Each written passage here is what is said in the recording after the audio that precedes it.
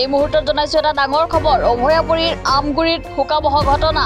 বিদ্যুৎ পৃষ্ঠ হৈ কৰুণ মৃত্যুক সাৱটি ল'লে এগৰাকী শিক্ষয়িত্ৰীয়ে।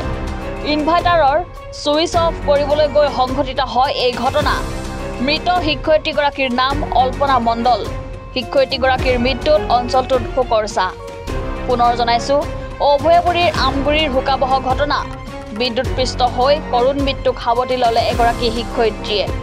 ইনভাৰ্টাৰৰ ছুইচ অফ কৰিবলৈ গৈ সংঘটিত হয় এই ঘটনা। মৃত শিক্ষয়িত্ৰীগৰাকীৰ নাম অল্পনা মণ্ডল।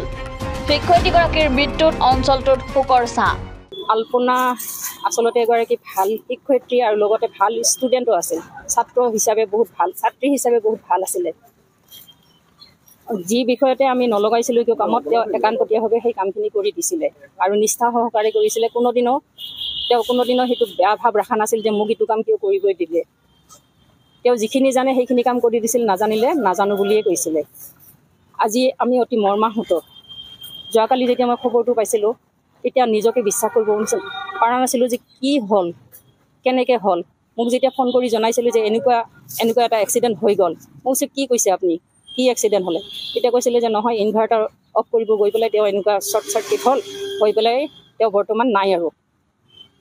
মোৰ তেতিয়া নিজৰ মুখৰ মাত নোহোৱা হৈ গৈছিল। ভাষা নাই, কি ক'ম মই তেতিয়া। উপায় নাই, আমাৰ গ্ৰুপত মেছেজ এটা দিবলৈ দিলোঁ যে আমাৰ এনেকুৱা এটা হ'ল আমাৰ কলিকৰ, এইখিনি কথা জনাই দিয়ক। আমি অকলেই ইমানখিনি কি কৰিব নোৱাৰোঁ, সকলোৱে লগ লাগি কিবা এটা আমি সুচিন্তা কৰিব লাগিব যে আমাৰ এনেকেই এগৰাকী শিক্ষয়িত্ৰী নোহোৱা হ'ল, আমাৰ বিদ্যালয়ৰ কাৰণে যথেষ্ট ক্ষতি হ'ল।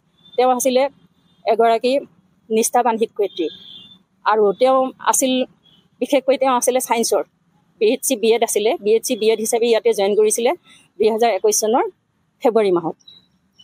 আৰু তেতিয়াৰ পৰাই তাইক মই লগ পাই আহিছিলোঁ। এগৰাকী সৰু ভণ্টিৰ দৰেই আমি ব্যৱহাৰটো কৰিছিলোঁ, গৈছিলোঁ, কথা কৈছিলোঁ আৰু নাজানা বস্তুটো কৰিছিলে। আৰু তেওঁ এনেকুৱা কৰিছিলে যে মানে শিক্ষাৰ প্ৰতি ইমান আগ্ৰহ আছিলে, তেওঁ কেকেৰ পৰা অসমীয়াত MA কৰিছে, কেকে হেণ্ডিকৰ পৰা। আকৌ ইফালে ইগন'টো তেওঁ ছ'চিয়লজিত পঢ়ি আছিলে আৰু যিটোতে পঢ়িছিলে, যিটো কৰিছিলে তেওঁ মানে সফল হৈছিলে। আজি মই অতিকৈ মৰ্মাহত তেওঁৰ এই কথাটোৰ কাৰণে। বিশেষকৈ যিটো মই এজন মানে ভাল শিক্ষয়িত্ৰী হেৰুৱালোঁ এইখন স্কুলৰ পৰা। বিদ্যালয়ৰ কাৰণে যথেষ্ট ক্ষতি হ'ল। তেওঁক হেৰুৱাই পেলাই আমি অতিকৈ দুখ, মানে আমাৰ ভাষা নাই, আমি কি বুজাম, কি ক'ম। আমি আৰু ইয়াতকৈ বেছি মই একো ক'ব নোৱাৰিম, কাৰণ তেওঁৰ মুখখনে মোৰ অনবৰতো ভাহি থাকে। যিকোনো কথা তেওঁ হাঁহি মুখে গ্ৰহণ কৰিছিলে। আল্পনা, তুমি এইটো কৰি দিবানে? হ'ব বাইদেউ, মই কৰি আছোঁ। এইখিনিয়ে আছিল তেওঁৰ মানে মোৰ প্ৰতি এটা মানে যিখিনি কাম দিছিলোঁ সেইখিনি তেওঁৰ এটা মানে তেওঁ যে কামটো সফলভাৱে কৰিব সেইখিনি মোৰ পূৰা বিশ্বাস আছিলে। আৰু আজি মই আৰু একো বিশেষ ক'ব নোৱাৰোঁ তেওঁৰ বাবে। মই মানে ক'বলৈ ভাষা নাই। তেওঁক মই কেনেকৈ ক'ম যে এই বিদ্যালয়ৰ শিক্ষয়িত্ৰীগৰাকী নোহোৱাৰ বাবে মোৰ কিমান ক্ষতি হ'ল। সহকৰ্মী হিচাপে বহুত ভাল, মৰমৰ মানে ভণ্টি হিচাপে আমি 2021 চনৰ 5 ফেব্ৰুৱাৰীত এপইণ্টমেণ্ট পাইছিলোঁ, 6 ফেব্ৰুৱাৰীত জইন কৰিছিলোঁ। তেতিয়াৰ পৰা একেলগে হাঁহি ধেমালি কৰি আছিলোঁ আৰু বহুত ভাল, কোনোদিন ক্লাছ ক্ষতি কৰা নাছিল।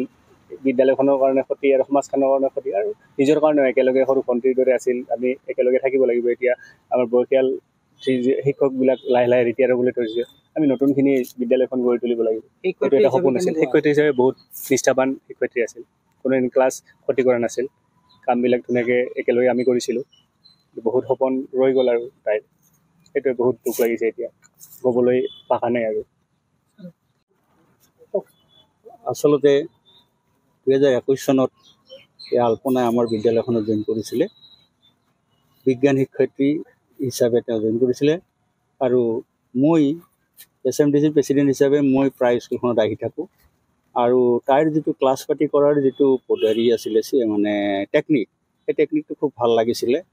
এতিয়া ঘটনাটো হ'ল কি যে এতিয়া ভগৱানৰ ওপৰত চবখিনি, ভগৱানে হয়তো তাইক মানে নিব বিচাৰিলে, এনেকৈ তাই আজি হয়তো আমাৰ মাজৰ পৰা গুচি যাব লগা হ'ল। কিন্তু ইয়াৰ ফলত আমাৰ বিদ্যালয়খনত যথেষ্ট ক্ষতি সাধন হ'ব বুলি মই ভাবিছোঁ। তথাপিতো উপায় নাই, নিয়তিৰ প্ৰয়াস আমি কোনেও ৰোধ কৰিব নোৱাৰোঁ। গতিকে আমি এতিয়া শেষত মই তাইৰ আত্মাৰ চিৰসদ্গতি কামনা কৰিছোঁ। তেওঁ যাতে মানে মুক্তি লাভ কৰে আৰু তেওঁ ওপৰৰ পৰাই যাতে আমাৰ যিবিলাক শিক্ষক শিক্ষয়িত্ৰী আছে তাৰ পৰা চাই তেওঁ যাতে মানে ভাল স্থানত থাকিব পাৰে।